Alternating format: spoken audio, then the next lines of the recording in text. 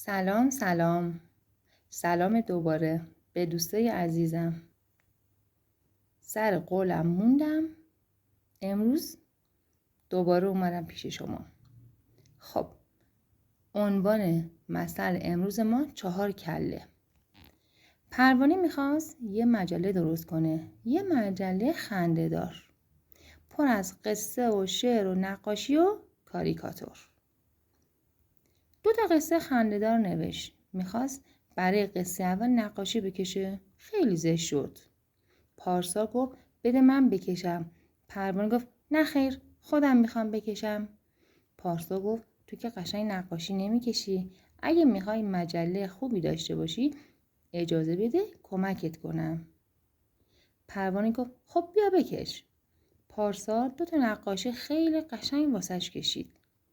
نوبت شعر خنده‌دار بود. هر چی فکر کرد چیزی به ذهنش نرسید. خسته و بیحال گفت آخه چجوری شعر بگم؟ مادر بزرگ لبخند زد و گفت توی یه جیب مامان بود یه بچه کانگورو. پروانه لبخند زد. همین الان یه شعر گفتید، پس بقیهش رو هم بگید. مادر بزرگ گفت میخندید و داد میزد تندتر و تندتر برو. مجله آماده شده بود. مادر بزرگ گفت میخواستی تنهایی مجله درست کنی؟ نشد. تنهایی درست کرده بودی، به این خوبی نمیشد. همیشه میگن 3 کله بهتر از 1 کله. پروانه خندید. چه ضرب المثل بامزه‌ای. بابا گفت راستی اسم مجله چیه؟ پروانه گفت 1 کیلو خنده. بابا ماژیک رو برداشت و خیلی زیبا روی جلدش نوشت 1 کیلو خنده.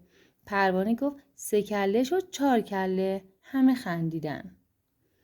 این مثل خیلی شیرینه. ببینیم استفادهش کجاست. هرگاه کسی واسه انجام یک کار از فکر و مشورت دیگران استفاده کنه کارشو بهتر دقیق‌تر انجام میده. با امید دیدار.